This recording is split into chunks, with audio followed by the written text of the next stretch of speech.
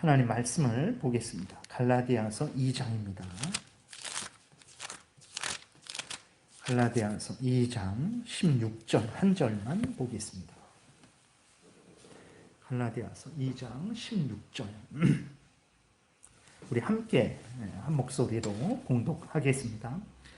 사람이 의롭게 되는 것은 율법의 행위로 말미암음이 아니요 오직 예수 그리스도를 믿음으로 말미암는 줄 알므로 우리도 그리스도 예수를 믿나니 이는 우리가 율법의 행위로서가 아니고 그리스도를 믿음으로써 의롭다함을 얻으려 함이라. 율법의 행위로서는 의롭다함을 얻을 육체가 없느니라. 아멘. 기도드리겠습니다. 하나님 아버지 감사합니다. 이 시간 하나님의 진리의 말씀을 전하고 듣습니다. 성경을 통해서 알려주시는 하나님의 뜻을 잘 깨달아 알게 도우시고 기뻐하게 도우시고 마음에 새기게 도우시고 그대로 믿고 모든 삶 속에서 순종하게 도우소서. 이 시간 성령께서 온전히 주장하시기를 간절히 바라고 예수 그리스도의 이름으로 기도드렸습니다. 아멘. 오늘은 이제 우리 칭의에 대해서 이제 마무리하는 시간을 갖고자 합니다. 그래서 1항에서는 이제 의롭게 하나님이 우리를 의롭게 칭해 주시죠. 우리를 의롭게 여겨 주십니다. 그 의롭다라고 하실 때 그때는 이제 죄 용서를 해 주시는 것이고 거기에 생명을 주시는 거예요.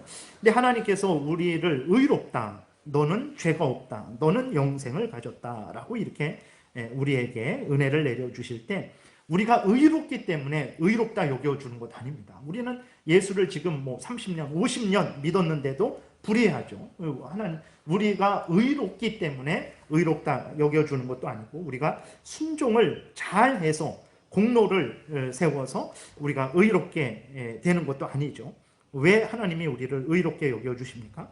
예수 그리스도의 대속의 죽음과 순종의 근거에서 예수 그리스도의 대속의 공로를 예수 그리스도께서 하나님의 율법에 완전한 순종하신 것을 믿는 자에게 전가시켜 주는 거예요. 우리의 죄를 예수님에게 전가시켜 주고 예수님의 그 공로와 순종을 우리에게 전가시켜 주셔서 예수님의 의의 근거에서 우리를 하나님이 의롭다 여겨주시는 것이지 우리 자체가 의로워서 그리고 또 우리가 의로운 행위를 해서가 절대로 아닙니다. 2항에서 이야기한 것은 이제 믿음으로 예수 그리스도의 의를 우리가 어떻게 받아들이냐, 돈을 내고 받아들이냐, 우리가 열심히 하면 그 열심히 한 것을 보고 하나님이 의를 주시냐, 그게 아니고 믿음으로 예수 그리스도의 의를 받아들인다라는 것을 이야기하고 있고 3항에서는 이제 그렇기 때문에 우리가 의롭게 여겨진 것은 값없이, 그러니까 예수 그리스도는 값을 치렀죠. 우리 대신 순종하시고 우리 대신 십자가에 못 박혀 죽으셨어요. 예수 그리스도가 값을 치렀고 우리는 값없이 그 의로움을 이제 받게 된 거죠. 그래서 예수 그리스도가 죽는 것을 통해서 하나님은 죄에 대해서 반드시 심판하시는 공의의 하나님이다라는 것을 드러내셨고 예수 그리스도의 의의 근거에서 대속의 공로의 근거에서 우리가 의롭게 되는 것을 통해서 하나님은 은혜의 용서의 하나님이다라는 것을 이렇게 드러내셨죠. 그래서 우리가 의롭게 되는 것을 통해서 하나님의 공의의 영광, 하나님의 은혜의 영광이 드러나게 하신 것입니다. 그리고 오늘 4항에서는 이제 무엇을 얘기하냐면 하나님이 영원 전부터 우리를 선택하셔서 우리를 의롭다 칭해 주시기로 작정을 하셨고 또 우리를 의롭게 하시기 위해서 예수 그리스도가 이 땅에 오셔서 십자가에서 죽으시고 부활하셨죠. 그런데 그렇다고 해서 우리가 자동적으로 의로워지는 것이냐? 아니고 우리가 의롭게 되는 것은 우리가 예수 그리스도를 믿을 때, 그러니까 하나님이 예정을 하셨고 우리를 의롭게 하시기 위해서 예수 그리스도로 하여금 순종하고 죽게 하셨을지라도 우리가 이 땅에서 예수 그리스도를 믿을 때 그때서야 우리가 의롭게 되는 거지. 하나님이 창세전에 예정하셨으니까 우리가 예수 그리스도를 믿지 않아도 의롭게 자동적으로 되는 것 아니냐? 아니라는 것을 이야기를 하고 있습니다. 그래서 예정론을 오해하는 그러한 사람들이 많이 있어요. 그래서 이제 예를 들어서 하나님이 구원하시기로 정하셨으니까 전도해도 되는 것 아닌가? 구원하시기로 정하셨으니까 내가 죄를 회개하고 예수 그리스도를 믿지 않아도 되는 것 아닌가? 하나님이 정하셨으면 그대로 이루어질 텐데 우리가 굳이 열심히 욕먹어가면서 뭐 전도해야 되는가? 이런 생각을 하는 사람들이 실제적으로 있었어요. 그래서 그는 예정론을 오해한 거죠. 그러니까 이제 성구들을 살펴볼 텐데 하나님이 우리를 의롭게 여겨주실 때 언제 의롭게 여겨주시냐? 창세전에 예정하셨으니까 예수 그리스도가 우리 대신 십자가에 못 박혀 죽으시고 부활하셨으니까 너희들은 자동적으로 의롭게 된다. 이렇게 하지 아니하시고 창세전에 예정하신 것, 예수 그리스도가 우리 대신 십자가에 죽으시고 순종하신 것, 그것을 믿는 자에게 믿음으로 받아들이는 자를 의롭게 여겨주시는 거예요. 그렇기 때문에 우리는 이제 예정됐으니까 믿지 않아도 된다, 전도하지 않아도 된다, 이런 잘못된 생각을 해서는 안 되고 믿어라, 그리하면 의롭게 될 것이다 라는 하나님의 말씀을 그대로 받아들여서 우리는 예수 그리스도를 믿어야 되는 거예요. 믿기 전에는 절대로 의롭게 안 됩니다. 그러니까 죄 용서함을 못 받고 영생을 못 받아요. 내 자식일지라도 안 됩니다. 내가 아무리 대신 믿어줄 수 없는 것이고 내가 대신 그렇게 할 수 없는 거예요. 그 사람 개인이 예수 그리스도를 믿어야 되는 거예요. 그래야 의롭게 되는 것입니다. 사항에 보게 되면 넘겨보세요. 사항을 같이 한번 읽겠습니다. 하나님께서는 영원부터 선택하신 모든 사람을 칭의하기로 작정하셨고 그리스도께서는 때가 참에 그들의 죄 때문에 죽으시고 그들의 칭의를 위하여 다시 살아나셨다. 그럼에도 불구하고 성령께서 적당한 때에 그리스도를 그들에게 실제로 적용시켜 주시기 전까지는 그들은 칭의되지 않는다. 그러니까 무슨 말이냐면 성령께서 그렇게 하나님이 앞에서 말씀드린 대로 예정하셨고 예수 그리스도가 우리를 의롭게 하시기 위해서 죽으시고 살아나셨을지라도 성령에 의해서 우리가 거듭나서 우리가 믿을 때 의롭게 되는 거지, 하나님이 예정하셨으니까 예수 그리스도가 죽었다 살아나셨으니까 자동으로 우리가 의롭게 되는 게 아닙니다. 내가 믿어야 되는 거예요. 근데 내가 믿는 것은 성령이 나를 거듭나게 하시고 말씀으로 믿게 하셔야 믿는 거죠. 그러니까 내가 믿어야 그때 의롭게 된다라는 것을 우리가 분명히 기억을 해야 되겠습니다. 그래서 갈라디아서 3장 8절에 넘겨보세요. 거기 보게 되면 이렇게 기록되어 있어요. 또 하나님이 이방을 믿음으로 말미암아 의로 정하실 것을 성경이 미리 알고 그랬어요. 하나님이 죄인들, 이방은 이제 죄인들을 말하는 거죠. 그들을 어떻게 의롭게 되도록 정하셨냐? 믿음으로 말미암아 믿을 때에 믿는 자를 의롭게 하기로 정하신 거예요. 그래서 이것을 미리 알고 먼저 아브라함에게 복음을 전하되 모든 이방인이 너로 말미암아 복을 받으리라. 너로 말미암아, 아브라함으로 인해서 우리가 복을 받는다, 이런 의미가, 아브라함이 뭐 예수님처럼 우리를 대신해서 뭐 어떤 대신 믿어주고 그런 의미가 아니라 아브라함처럼, 아브라함이 믿음으로 의롭게 된 것처럼 모든 이방인도 너처럼, 너가 나를 믿어서 의롭게 된 것처럼, 예수 그리스도를 믿어서 의롭게 된 것처럼 이방인도 너처럼 예수 그리스도를 믿어서 의롭게 되게 하겠다라는 하나님의 뜻이 아주 분명하고 명백하게 기록되어 있는 거예요. 그래서 하나님이 의롭게 여겨주실 때 그냥 자연스럽게 저절로 그렇게 하는 게 아니라 믿는 자를 의롭게 여기신다는 것을 우리가 잊지 말아야 됩니다. 그래서 예정을 오해하게 되면 인간의 책임과 인간의 어떤 그런 의무들에 대해서 아주 안 해도 되는 것 아닌가? 뭐 해도 뭐하나? 내가 무슨 그 의미가 있나? 하나님이 다 예정을 하셨으면 그거 다 이루어지는 거지 라고 생각을 하는 거예요. 그런데 그렇지 않습니다. 하나님이 예정하신 것은 예정하신 것이고 예정하신 하나님이 우리에게 말씀하시기를 예수를 믿어라 말씀을 하셨어요. 그러면 우리는 믿어야 되는 거예요. 아, 예정하셨으니까 안 믿어도 되는 것 아닙니까? 아니에요. 예정을 하신 하나님이 우리에게 믿어라 라고 명령하셨으면 우리는 믿어야 되는 것입니다. 그렇게 하나님의 뜻에 순종을 해야 되는 거죠. 그리고 또 하나, 여기에서 이렇게 아주 재밌는 사실을 발견하게 되는데, 또 하나님이 이방을 믿음으로 말미암아 의로 정하실 것을 성경이 미리 알고 먼저 아브라함에게 복음을 전하되, 이렇게 기록이 되어 있어요. 아브라함에게 무엇을 전했습니까? 복음을 전했대요. 그 복음이 무엇입니까? 예수를 믿으면 죄 용서함 받고 하나님의 자녀 된다, 영생을 얻는다라는 게 복음이에요. 예수를 믿으면 죄 용서함을 받고 영원한 생명을 얻는다, 하나님의 자녀가 된다, 이게 복음인데 아브라함에게 복음이 전해졌다라는 거예요. 바울이 갈라디아에서 말한 것입니다. 그러니까 우리는 구약에 있는 사람들이 어떻게 예수 그리스도를 믿었을까라는 이런 생각을 해죠. 그래서 그 잘못된 주장을 하는 사람들이 어떻게 말을 하냐면 구약에서 구원 얻는 것은 율법을 지켜서 구원 얻고 신약은 예수 믿어서 구원 얻는다라고 말을 하는데 완전히 잘못된 거예요. 여기에서도 보게 되면 아브라함도 율법을 지켜서 구원 얻은 게 아니에요.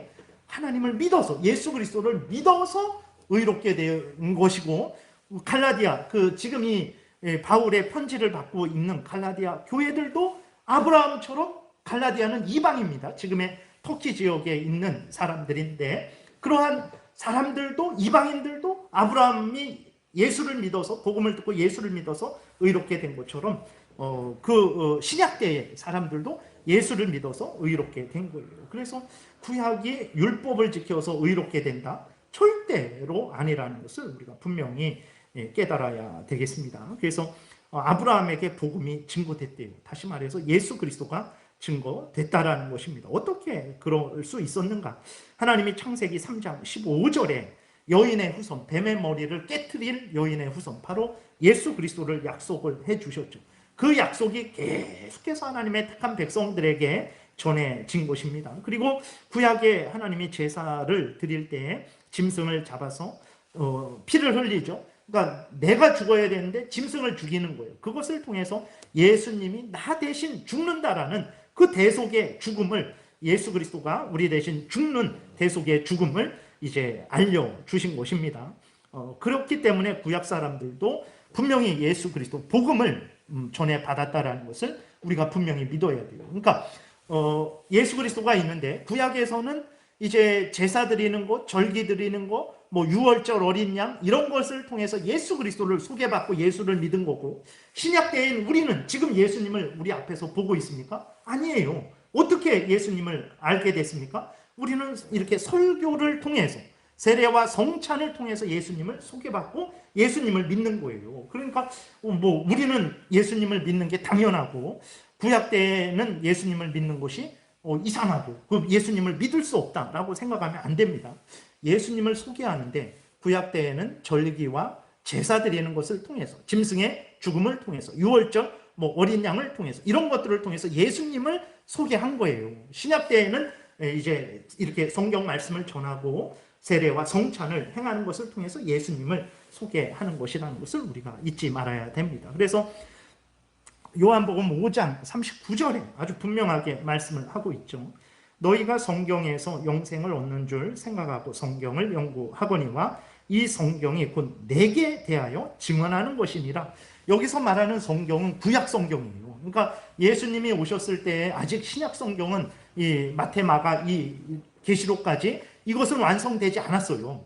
근데 예수 그리스도께서 성경에 대해서 말을 하죠. 그 성경은 뭐냐? 구약 성경이에요. 근데 그 구약 성경이 누구를 증거한다라고 예수님이 말씀을 하셨냐면 내게 대하여 증언하는 것이다. 나를 증언하는 것이다. 이렇게 얘기했어요. 그러니까 구약에서도 예수님을 무지 많이 그 구원자는 오직 예수라는 것을 증거하고 있는 거예요. 그래서 구약 백성들도 예수님을 소개받았고 믿어서 구원을 얻었다라는 것을 우리가 분명히 명심해야 되겠습니다. 그래서 아브라함도 복음을 전해받은 거예요. 이것을 항상 잊지 마시기 바랍니다. 다시 돌아와서 갈라디아서 2장 16절 오늘 읽은 본문에 보게 되면 이렇게 기록되어 있어요. 그러니까 믿는 자를 의롭다 하지 믿지도 않는데 의롭다 해주시는 적은 없습니다. 사람이 의롭게 되는 것은 율법의 행위, 율법을 지켜서, 근데 인간의 공로로 되는 것이 아니고 오직 예수 그리스도를 믿음으로 말미암는 줄 알므로 우리도 그리스도 예수를 믿나니 그랬어요. 바울도 그렇고 갈라디아 교인들도 그렇고 의롭게 되기 위해서 어떻게 합니까? 예수를 믿었어요. 하나님이 예정하셨으니까, 예수님이 죽었다 살아나셨으니까 안 믿어도 의롭게 되겠지. 아닙니다. 하나님이 정하신 것은 믿는 자를 의롭다 하신다고 하셨기 때문에 바울도 그렇고 갈라디아 교인들도 그렇고 우리도 그리스도 예수를 믿나니 라고 이렇게 말을 하고 있는 것입니다. 이는 우리가 율법의 행위로서가 아니고 그리스도를 믿음으로써 의롭다함을 얻으려 함이라. 예수 그리스도를 믿는 자가 의롭게 되는 거지 믿지도 않는데 의롭게 되는 경우는 없습니다. 율법의 행위로서는 의롭다함을 얻을 육체가 없느니라. 그래서 분명한 것은 하나님은 예수 그리스도를 믿는 자를 의롭다 칭해 주시는 거예요. 하나님이 보내주신 구원자 예수 그리스도를 믿지도 않는데 의롭게 되는 경우는 절대로 없다라는 것을 명심해야 됩니다. 그래서 복음을 전해야 되는 거예요. 그래서 예수를 믿으라고 권면을 해야 되는 거예요. 그냥 뭐 저절로 되겠지. 안 됩니다. 하나님은 저절로 하실 수 있는 하나님이지만 우리를 통해서 역사하시는 것을 정하셨어요. 그렇기 때문에 우리가 나아가서 복음을 전해야 되고 그들에게 예수를 전해야 되고 예수를 믿으라 그래야 돼요. 그래야 그들이 듣고 예수를 믿게 되어서 죄 용서함을 받고 구원을 얻게 되는 것입니다. 그래서 믿지 않는 것도 잘못이지만 이미 믿고 있는 그리스도인들이 복음을 전하지 않는 것도 하나님 앞에서 큰 잘못이라는 것을 우리가 생각하고 항상 우리가 전도를 해야 되겠죠. 그 다음에 5항에서는 이제 무엇을 말을 하냐면 하나님께서는 이제 의롭다 칭해준 자들의 죄를 계속해서 용서해 주신다라는 것입니다. 그래서 하나님이 계속해서 의롭게 여겨준 자들의 죄를 용서해 주시기 때문에 그리고 또 예수 그리스도께서 그들을 위해서 기도하시기 때문에 이제 그 의롭게 된 자들이 다시 불의하게 되는 일은 없다라는 것입니다. 다른 말로 하면 구원이 취소되는 일은 없다라는 거예요. 그러면 구원이 취소되지 않으니까 하나님이 우리의 죄를 계속해서 용서해 주시니까 우리가 범죄해도 되냐? 절대로 그럴 수 없다. 그 죄는 하나님을 진노케 하는 죄고 그렇게 의롭게 된 자일지라도 구원받은 자일지라도 하나님의 자녀된 자일지라도 범죄하게 되면 하나님을 진노케 하고 하나님 아버지의 그 징계를 받는다라는 것을 이야기하고 있습니다. 5항에 보게 되면 우리 같이 읽겠습니다. 하나님께서는 의롭다 함을 받은 사람들의 죄를 계속적으로 용서해 주신다. 그들이 칭의의 상태로부터 결코 타락할 수 없을지라도 그러나 자신들이 죄로 말미암아 하나님의 부성적인 노여움에 떨어질 수 있다.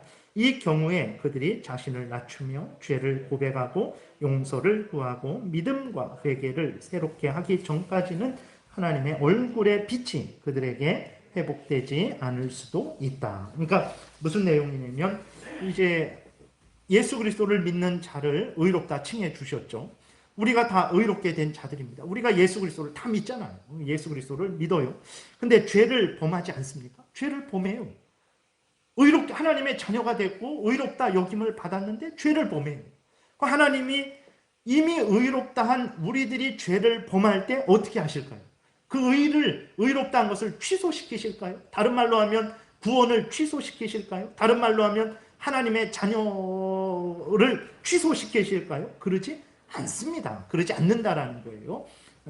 그래서 그럼 의롭다한 자들이 하나님의 자녀들이 구원받은 자들이 범죄했을 때 어떻게 하는가? 하나님이 회개하라 그러셨죠. 회개하면 하나님께서 그 구원받은 자들의 죄를 계속해서 천국 갈 때까지 용서해 주시는 거예요. 그러니까 우리의 구원이 유지되는 것은 우리가 잘나서 내가 저 사람보다 대단해서 능력이 있어서 뭐 공로를 세워서가 아닙니다.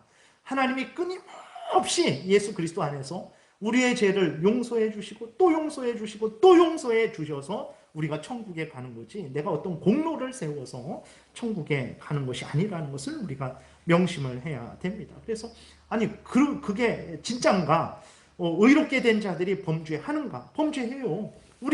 여러분들 의롭게 안 됐습니까? 예수를 믿으면 의롭게 된다라고 분명히 성경이 말씀을 하고 있었죠. 우리가 오늘 본문 갈라디아서 2장 16절도 그렇고 예수 믿는 자를 의롭다 칭해 주신다고 해서 바울도 그렇고 갈라디아 교인들도 그렇고 예수를 믿어서 의롭게 됐어요.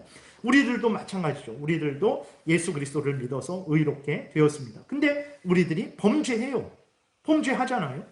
근데 성경도 이제 하나님의 자녀들도 범죄한다라는 것을 이야기하고 있어요. 마태복음 6장 12절에 보게 되면 예수 그리스도께서 제자들에게 이제 기도를 가르쳐 주시죠. 그러면서 이제 다섯 번째 항목의 기도를 가르쳐 주실 때 죄 용서에 대해서 가르쳐 주십니다. 우리가 우리에게 죄 지은 자를 사하여 준 것 같이 우리 죄를 사하여 주시옵고 그랬어요.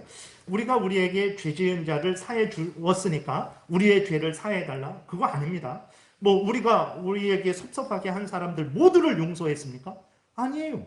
용서하지 않고 지나간 것도 너무나 많고 아직도 마음에 섭섭함과 분함을 가지고 있는 것도 너무 많아요. 그러면 하나님이 우리 죄를 용서해 주시면 안 되는 거죠. 이거는 무슨 말이냐면 우리가 다른 사람의 죄를 용서할 때 정말 깨끗이 잊은 것처럼, 그것에 대해서 더 생각하지 않는 것처럼 하나님 우리의 죄를 용서해 주실 때 온전히 깨끗하게 우리의 죄를 용서해 주옵소서라고, 이런 기도지 조건이 아니에요. 어떻게 여러분이 이렇게 예를 들어서 정치인을 미워했잖아요. 어떤 뭐 정치인을 미워했는데 그 정치인을 용서했습니까? 어떤 내가 싫어하는 정치인, 내가 욕하고 미워하고 그 사람을 용서했습니까? 안 했어요. 그러면 하나님이 내 죄를 용서해 주실 수 없는 거예요. 그것은, 이 말은 조건의 의미가 아닙니다. 내가 다른 사람의 죄를 깨끗이 용서한 것처럼 하나님 저의 죄를 하나님께서 깨끗이 용서해 주시기를 바랍니다 라는 그러한 의미예요. 물론 다른 사람의 죄를 용서할 것도 우리에게 명령을 하는 것이지만 조건이 아닙니다. 다른 사람 용서했으니까 내 죄를 용서해 주세요. 그럼 우리는 영원히 용서받지 못할 거예요.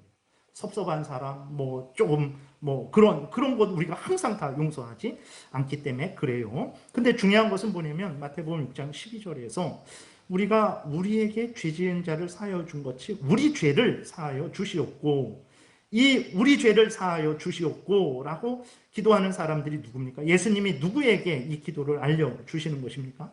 제자들에게 알려주시는 거예요.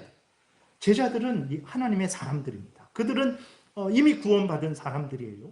근데 예수님이 그들에게 하나님께 기도해라, 우리 죄를 용서해달라고 기도해라, 너희의 죄를 용서해달라고 기도해라, 이렇게 말씀을 하셨어요. 이미 하나님의 자녀된 제자들, 예수 그리스도의 제자들이 범죄를 하고 있는 것을 예수님이 말씀을 하시는 거예요. 요한일서 1장 7절부터도 보게 되면 그가 빛 가운데 계신 것 같이 우리도 빛 가운데 행하면 우리가 서로 사귐이 있고 그 아들 예수의 피가 우리를 모든 죄에서 깨끗하게 하실 것이요, 만일 우리가 죄가 없다고 말하면 스스로 속이고 또 진리가 우리 속에 있지 아니할 것이요. 그러니까 우리는 누굽니까? 사도 요한하고 요한일서를 받는 교인들을 말하는 거예요. 근데 사도 요한도 그렇고 요한일서를 받는 교인들도 그렇고 나는 죄가 없다, 나는 죄를 짓지 않는다 라고 말한다면 너는 스스로 속이는 자고, 그리고 또 뭐라고 말합니까? 진리가 너 속에 없는 것이다, 이렇게 말을 하고 있어요. 그러니까 의롭다 여김을 받은 사람들도, 사도 요한도 그렇고 그 다음에 이 편지를 받는 요한일서를 받는 교인들도 그렇고 범죄하는 거예요. 그러면 어떻게 하냐? 그들이 죄를 졌을 때 9절에 회개하면 하나님이 계속 용서해 주시는 거죠. 만일 우리가 우리 죄를 자백하면 그는 미쁘시고 의로우사 우리 죄를 사하시며 우리를 모든 불의에서 깨끗하게 하실 것이요. 그러니까 의롭게 된 자들이 범죄하면 어떻게 하나? 그 의로움을 취소하나? 아닙니다. 구원을 취소하나? 아닙니다. 하나님의 자녀된 것을 취소하나? 아닙니다. 하나님 아버지께서 자녀된 자들의 죄를 용서해 주시는 거예요. 그래서 요한일서 2장 1절에 보게 되면 나의 자녀들아 내가 이것을 너희에게 쓰면 너희로 죄를 범하지 않게 하려 함이라. 만일 누가 죄를 범하여도, 그랬을 때 누가 죄를 범해요? 그 누가는 누굽니까? 그는 사도 요한도 그렇고 이제 요한일서를 받는 그 성도들도 그런 거죠. 누가 죄를 범하여도 아버지 앞에 우리에게 대언자가 있으니 곧 의로우신 예수 그리스도시라. 그는 우리 죄를 위한 화목제물이니 우리만 위할 뿐 아니요 온 세상의 죄를 위하십니다.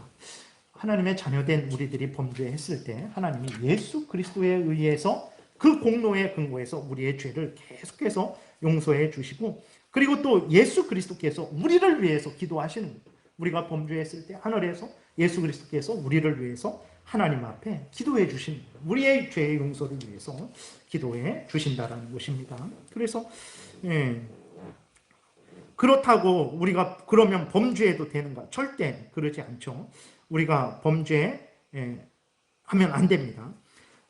그 다음에 누가복음 22장 32절에 보게 되면 예수님이 이제 베드로에게 이렇게 말씀을 하세요. 그러나 내가 너를 위하여 내 믿음이 떨어지지 않기를 기도하였노니 너는 돌이킨 후에 내 형제를 굳게 하라.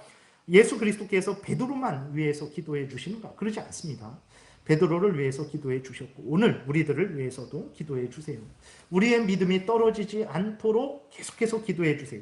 하나님께서 회개하는 우리들의 죄를 용서해 주시고 예수 그리스도께서 우리의 믿음이 떨어지지 않도록 계속해서 기도해 주시기 때문에 우리의 의로움이 취소되지 않는 것이고 우리의 구원이 취소되지 않는 것이고 우리가 하나님의 자녀된 것이 취소되지 않는 것입니다. 요한복음 10장 28절에 내가 그들에게 영생을 주노니 영원히 멸망하지 아니할 것이요 또 그들을 내 손에서 빼앗을 자가 없느니라. 영생을 줬다 뺏었다 하시지 않아요. 한번 주시고 영원히 멸망하지 않도록 하신다 그랬어요. 그래서 의로운 자들이 하나님을 믿는 자들이 범죄합니다. 그럼 어떻게 해야 되냐? 회개해야 돼요. 하나님이 용서해 주시고 예수 그리스도께서 우리의 믿음이 떨어지지 않도록 계속해서 기도해 주셔서 우리의 구원이 취소되지 않도록 그렇게 인도해 주시는 것입니다. 그러니까 우리가 죄를 져도 되는가? 절대로 그럴 수 없습니다. 구원받을 자일지라도 그 사람이 범죄했을 때 그 죄는 불신자가 죄였든 구원받은 사람이 하나님의 자녀가 죄를 졌든 죄는 하나님을 진노케 한다라는 것을 우리가 분명히 기억을 해야 됩니다. 그래서 하나님은 하나님의 자녀들이 죄를 졌을 때 아버지로서 징계하십니다. 그러니까 불신앙을 가진 사람들에게는 심판주로서 영원한 공의의 심판주로서 징계를 형벌을 내리시죠. 지옥 형벌을 내리시는데 하나님의 자녀된 우리들에게는 아버지로서의 징계예요. 그러니까 믿지 않는 자들, 의롭게 되지 않은 자들, 회개하지 않는 자들, 예수 그리스도를 믿지 않는 자들은 하나님의 영원한 지옥 심판을 맛보는 거예요. 미리 맛보고 때가 되면 지옥에 떨어지고. 근데 예수를 믿어 의롭게 된 우리들, 하나님의 자녀된 우리들, 구원받은 우리들은 죄를 지면 하나님 진노하십니다. 그리고 징계하세요. 근데 아버지로서 징계하는 거예요. 아버지로서 아들을 징계하는 것이지 생전 모르는 사람처럼 불신앙, 사탄 마귀의 종로로 타는 사람을 징계하는 것이 아닙니다. 아버지로서 징계하신다라는 것을 히브리서 12장에 보게 되면 하나님이 우리의 아버지가 되어주셔서 아들을 징계하시는 것이지 그 어떤 불신앙을 가진 그 죄인들을 징계하는 것이 아니라는 것을 우리가 기억해야 되는 것입니다. 근데 그 징계가 매섭습니다. 북이스라엘이 범죄했죠. 하나님이 그 징계를 내리시는데 북이스라엘이 멸망당했어요. 그러니까 북쪽 이스라엘이 멸망당했습니다. 그리고 남쪽 유다는 어떻게 됐습니까? 바벨론에 의해 멸망당하고 70년 동안 포로로 끌려갔어요. 예수 믿는 사람이 범죄해도 된다. 해보세요. 하나님이 얼마나 매서운 그 벌을 내리시는지 아마 아주 처절하게 깨닫게 될 거예요.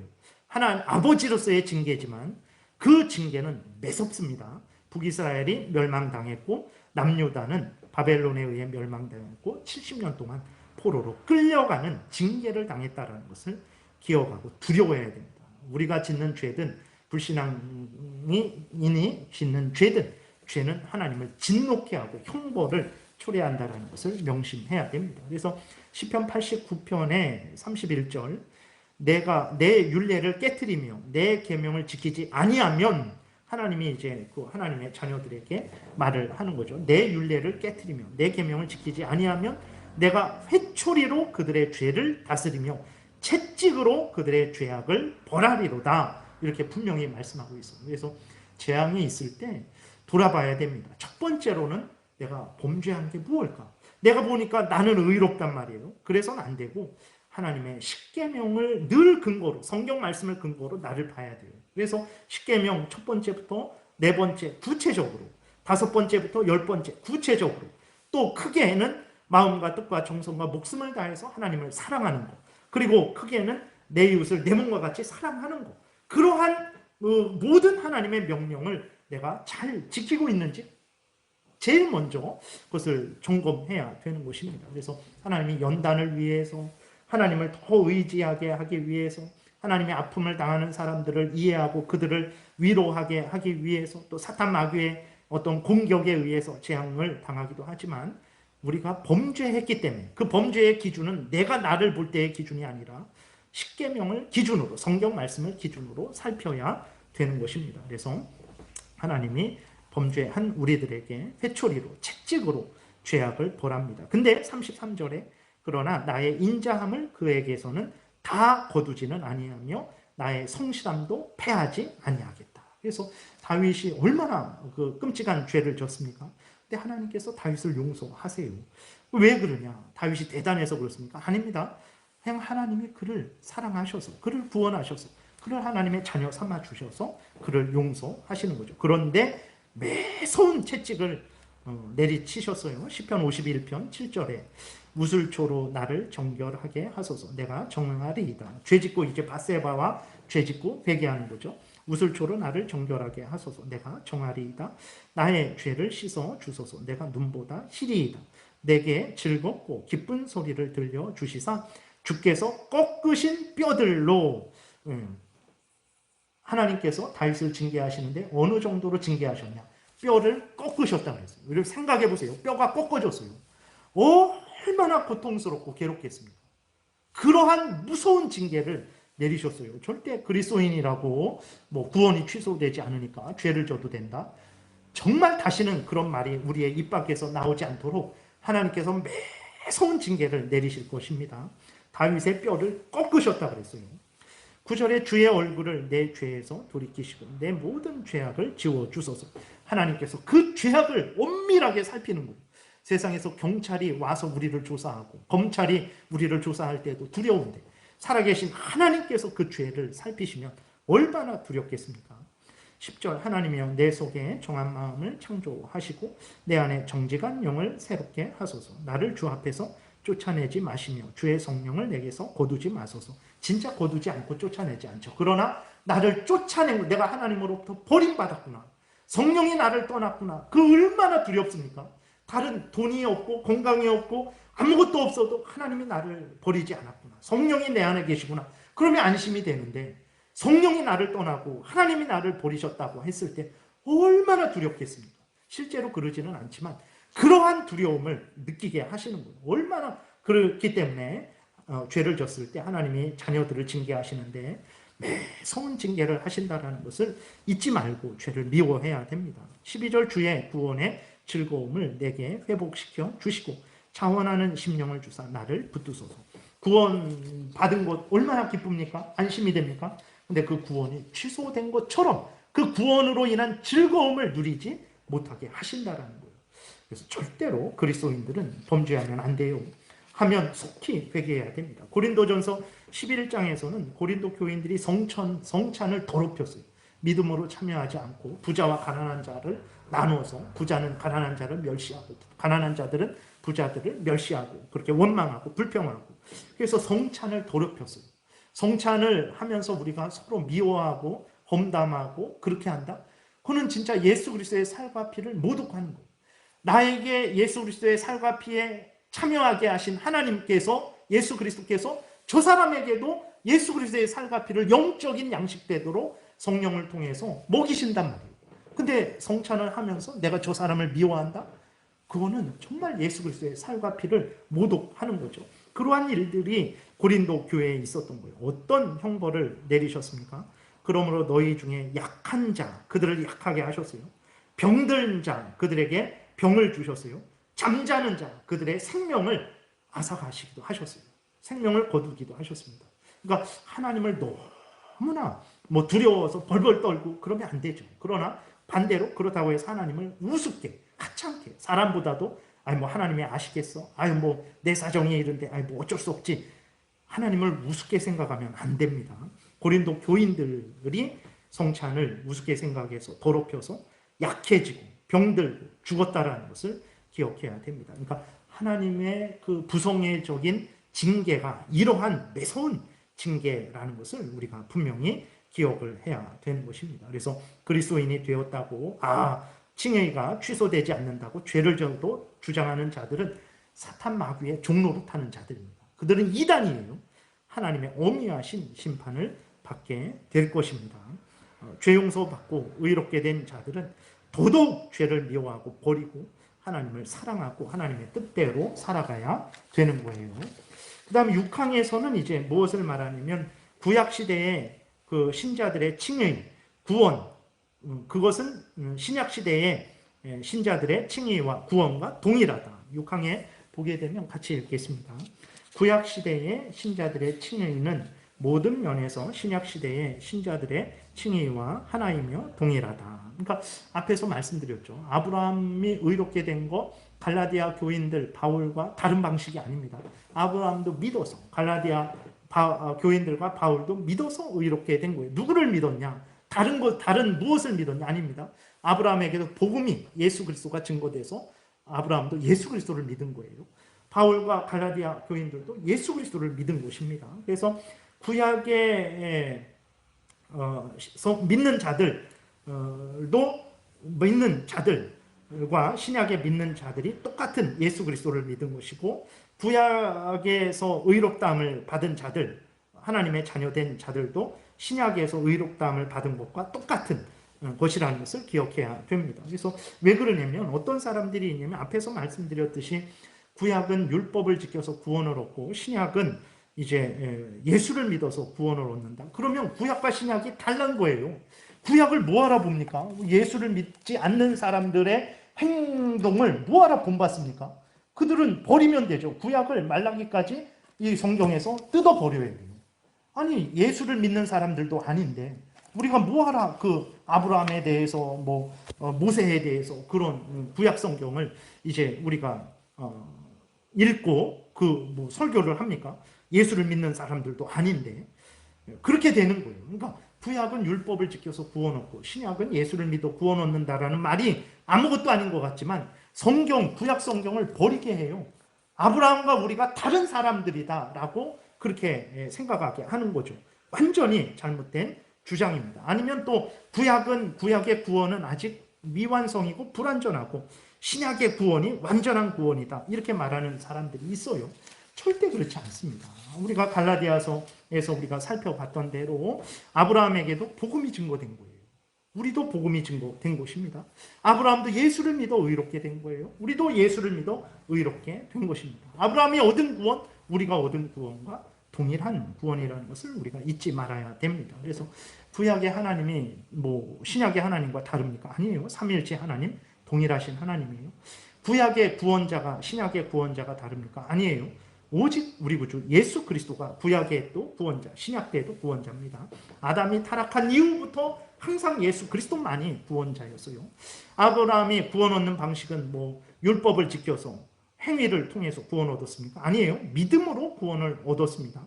우리도 믿음으로 구원을 얻어요. 같은 은혜 언약 안에 있는 거예요. 다른 것은 무엇이냐? 다만 이 모든 하나님을 소개해주고 예수 그리스도를 소개해주고 믿음을 믿도록 하실 때 그 실행하는 방식, 구약 때에는 절기를 지키고 짐승을 잡아서 제사를 드리는 그런 방식을 사용한 거고, 그 방식을 통해서 하나님의 그 예수를 믿음으로 말미암는 구원을 그들에게 알려주셔서 구원 얻게 하신 것이고, 오늘 우리들은 말씀 선포와 성례를 통해서 우리에게 예수 그리스도를 소개해주고 구원 얻게 하는 것입니다. 그래서 성경은 구약의 구원과 신약의 구원이 동일하다. 그러니까 우리가 아브라함을 본받고 모세를 본받고 사무엘을 본받고 그러는 거예요. 그들이 다른 구원이라면 뭐하러 그들을 본받습니까? 그래서 이런 잘못된 얘기를 하는 사람들이 많아요. 근데 그냥 그러려니 듣는 거죠. 성경에 없는 말을 하는 거예요. 신천지 이만희가 성경에 없는 말을 하는 것이나 성경에 없는 그런 말을 하는 것이나 같은 거예요. 같은 차원에서 우리가 주의해야 되는 것입니다. 갈라디아서 3장 9절에 보게 되면, 그러므로 믿음으로 말미암는 자는 믿음이 있는 아브라함과 함께 복을 받느니라 그랬어요. 아브라함도 같은 믿음이라는 거예요. 우리가 믿잖아요. 아브라함이 가진 믿음도 같은 믿음이에요. 우리가 믿어서 복을 받잖아요. 아브라함도 믿어서 복을 받았는데 같은 복이라는 것입니다. 그러므로 믿음으로 말미암은 자는 믿음이 있는 아브라함과 함께 복을 받느니라. 그리스도께서 우리를 위하여 저주를 받은 바 되사 율법의 저주에서 우리를 속량하셨으니 기록된 바 나무에 달린 자마다 저주 아래 있는 자라 하였습니다. 이는 그리스도 예수 안에서 아브라함의 복이 이방인에게 미치게 하고 또 우리로 하여금 믿음으로 말미암아 성령의 약속을 받게 하려 합니다. 아브라함의 복이나 우리가 받는 복이나 똑같다라는 것을 말하고 있는 것입니다. 믿음으로 받는 거예요. 로마서 4장 22절에 그러므로 그것이 그러니까 아브라함이 이제 하나님을 믿은 것이 그것이 그에게 의로 여겨졌느니라. 아브라함이 의롭게 된 것은 복음을 전해받고 예수 그리스도를 믿은 거죠. 하나님을 믿은 것입니다. 그것이 그에게 의로 여겨진 거예요. 23절 그에게 의로 여겨졌다 기록된 것은 아브라함만 위한 것이 아니요 의로 여기심을 받을 우리도 위함이니 그랬어요. 아브라함이 믿음으로 의롭게 된 것은 우리를 위함이라는 거예요. 우리도. 그렇기 때문에 아브라함의 믿음이나 우리의 믿음이나 같은 믿음이기 때문에 같은 복이기 때문에 같은 구원이기 때문에 이렇게 말을 하는 것이죠. 그래서 24절 의로 여기심을 받을 우리도 위함이니 곧 예수 우리 주를 죽은 자 가운데서 살리신 이를 믿는 자. 아브라함도 하나님을 예수 그리스도를 죽은 자 가운데서 살리신 이 하나님을 믿은 것이고 예수 그리스도를 통해서 하나님을 믿은 거예요. 우리도 예수 그리스도를 통해서 하나님을 믿는 것입니다.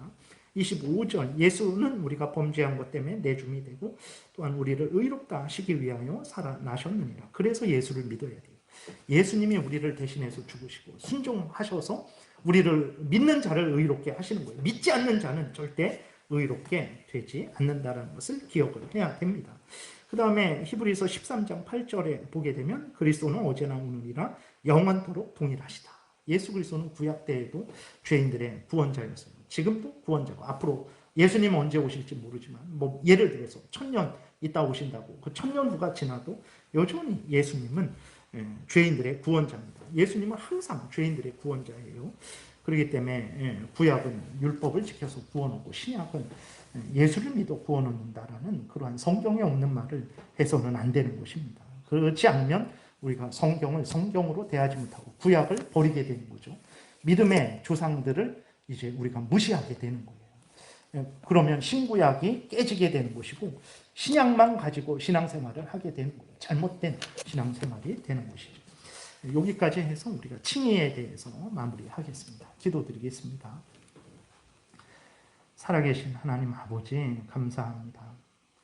우리가 무엇이 한데 성경에서 우리 마음대로 구원에 대해서 의롭게 되는 것에 대해서 생각하지 못하게 하시고 구약 성경, 신약 성경을 통해서 예수 그리스도를 믿음으로 의롭게 된다는 것을 수없이 알려주셔서 우리로 하여금 예수 그리스도를 믿어서 의롭게 되어서 참된 구원을 누리게 하시는지요. 하나님이 이렇게 우리를 사랑하셔서 진리를 분명하게 가르쳐 주시고 계시오니 우리 마음대로 믿고 방종한 삶을 사는 것이 아니라 성경에서 알려주시는 대로 믿어서 예수 그리스도 안에서 우리에게 주어지는 죄 용서와 그 영생을 얻고 그것을 누리며 기뻐하고 즐거워하고 그 모든 것을 주신 하나님을 찬양하는 복된 신앙생활을 하게 도우소서. 예수님 이름으로 기도드렸습니다. 아멘.